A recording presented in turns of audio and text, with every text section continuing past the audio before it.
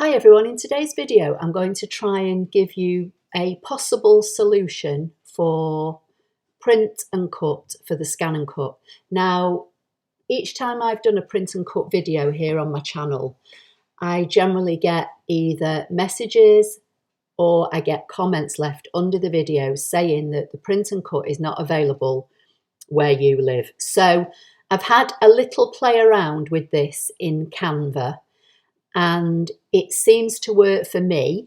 So I just thought I would kind of put it out there and you can maybe try it and see if it will help you. I am on canva.com and I only use the free version. Okay, so anybody can try this, whether you have the print and cut activation already for the ScanNCut or not. As I say, I've tried it briefly and it works for me, so I just thought I would share this and let you all just have a play around yourself and see if it works for you. So canva.com, I'm going to go to the top right hand corner where it says create a design. I'm going to come down to custom size, and in the UK our A4 paper or cardstock is 8.25 wide and 11.75 inches high. Okay, usually by default this box is on pixels. So all you do is you click the downward arrow, change it to inches and type in your numbers here. So, if you use 8.5 by 11, you type those measurements in there. And then all you need to do is click on the purple strap here that says create new design. That's going to bring an A4 virtual piece of paper or cardstock onto your screen. So on my desk I've got a folder with images that I got from Creative Fabrica. They're all free as part of my subscription. I will link them in the accompanying blog post. On the screen at the beginning of the YouTube video and in the description directly under the video, there is a direct link to my website and blog. Look for the thumbnail of this video on the blog post and you'll find all the links. If you're finding this video just directly on my blog, then again, they'll be in the blog post somewhere. I am going to go to my uploads because I've already uploaded some designs from my folder. Now, what I would say, I'm just going to double click to open the folder. All these images are PNG images, so they're not bitmaps and they're not JPEGs, they're all PNG, which basically means they should have a transparent background, which I find is a lot easier when using print and cut, and that's the same for if you're using the ScanNCut print and cut activation card. I've discussed this in other videos. There is print and cut videos on my channel where I've used the actual ScanNCut one, but this is for people that can't get a hold of the activation card, and you can just try this and see if it works for you. So basically all as I did, I chose a few designs. As you can see here, I've got 4, and I literally just dragged and dropped them into Canva and then they appear here. So I'm just going to choose this first one and it will drop on my page. I'm going to zoom in a bit so you can see it at about 100%. So this is the image, the PNG image. Now, obviously, if you want to resize it, you can do, or you can work on it first and then resize it afterwards. It's entirely up to you. I am just going to take it down a fraction. So it's about, let's have a look, drag the corners in. It's about 4 by 4, but that's measuring this kind of, box that Canva's put in around it. You need to have the image selected. That's the first thing. Then you go over to Edit Photograph, and then you should have these tabs at the top, Adjust, Crop, Effects. You want to be on Effects, then you want to scroll down and find the Shadow Effects. By default, it will probably say None, and you want to come to the Outline Effect. Now, straight away, that's put a black outline around my image, and that's because in the effects box here, black is already chosen as default, and it's coming with these default figures. If you don't mind having a black line around your design, then you could just leave this as it is, make it the size you want and print it. But the way that I tried to do mine, because you know you don't always want a big black line outline all around your design. So the way that I've tried it, and it's worked for me, first thing I did was under outline size, I took this down to 3. So now you can barely see, but the outline is still there. If I zoom in, you'll see the outline is still there. I didn't touch anything else. I left distance as it was, but under colour intensity, I took the intensity down to anywhere between 10 and 16. It's entirely up to you, as I say. Play with it, print it out, put it in your ScanNCut machine and just choose to do scan and direct cut and let the machine look, and then you'll be able to see whether the outlines are there or not. So again, if I zoom in, you'll see that that black line now is a very faint grey line because I've taken the intensity or the transparency of this black colour down to 10. So that's the first one. So now I'm going to bring in my second one. I'm going to shrink it down a little.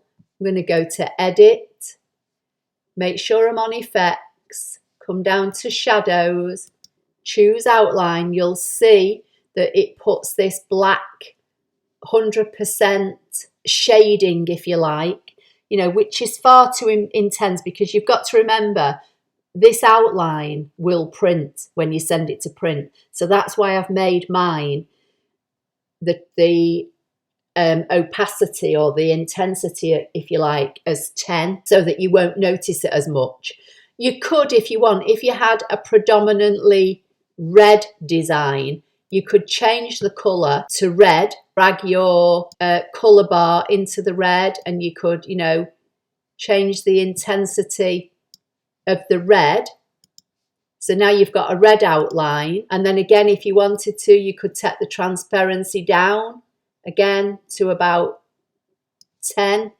And if I zoom in, you'll see it's got a very faint pink line around it now. So this is what I'm saying, you know, I'm just putting this out there for you to try and see what you think. Now, when I did my testing, I made my outline grey. So I'm going to come back on the colour swatch.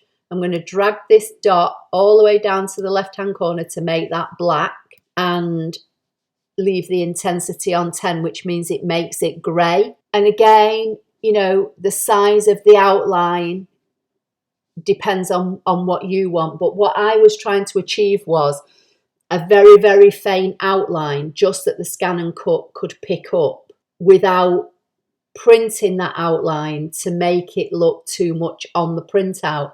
So again, take the size down. You know, you could take it down to 2. I used 3 on mine. And again, if I zoom in, I don't know how well you'll see, but there is this very, very faint grey outline running all around my design, because obviously that outline, as I say, is going to print. So you don't want it to detract from the images that you want to print, basically. And then again, you know, size them as you want by dragging in the corners. When you drag in from a corner, you'll see the black box with the white numbers, and that's, you know, showing you the size that you're going to be printing your design at. So long as they stay within your A4 piece of paper that you've set the size for here, you shouldn't have any problems printing them.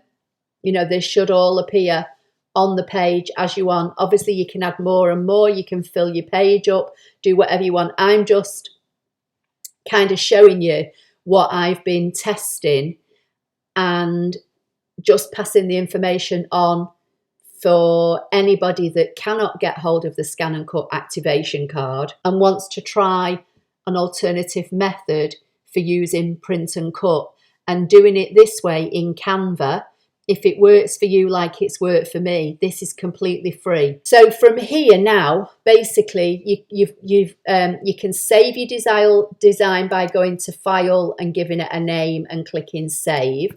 And that will save your project as it is, you know, sized with that outline around it in Canva, so that if you ever want to come back and print it again, you don't have to come back and add in the outlines and all that kind of thing. I'm not going to save it, because I've already printed one and cut it and it worked. As I say, I'm just passing this information on. So from here, you want to go to Share, which is in the top right-hand corner. You want to come down to Download. You want to come to Print PDF. So it says PDF Print, and that says Best for Printing. So you want to choose that. So you're downloading it to your computer as a PDF print, and you hit Download and you wait for it to download. Mine downloads into my downloads folder. Yours will download on your computer wherever your regular normal downloads, anything you download, wherever that goes to on your computer, that's where your Canva downloads will go to. So mine is now in my downloads folder. I'm just going to drag it out on my desktop. It's here, and I'm just going to double click to open it. So it opens it, just make it a bit smaller so you can see it. So it opens it, you know, in a regular white document. It all looks, you know, normal. All the colours are there with all the, you know, from the printable PNG, but the very faint grey outline is also there, which you can't see. So from here, I just printed this out.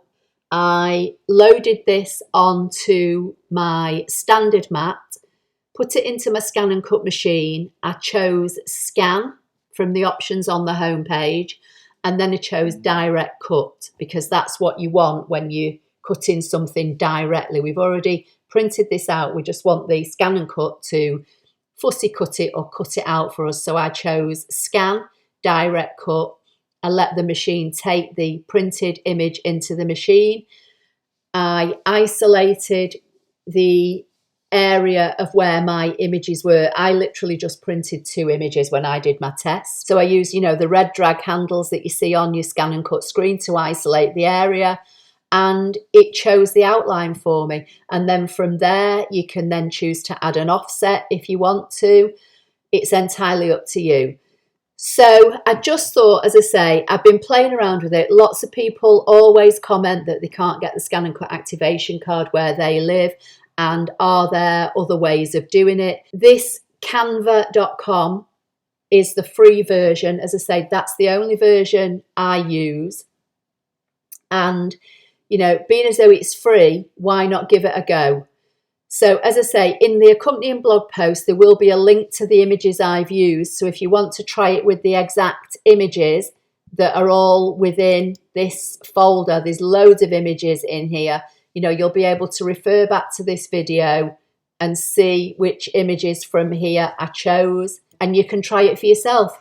If you're watching on YouTube, leave me a comment and let me know, have you tried it? Did it work for you? Have you found an alternative way to make it work for you? You know, share it so that everybody can learn.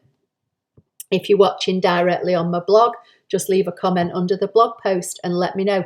Anyway, I hope it's helpful. Please give the video a thumbs up. Don't forget to subscribe, and I'll see you in the next video. Thank you.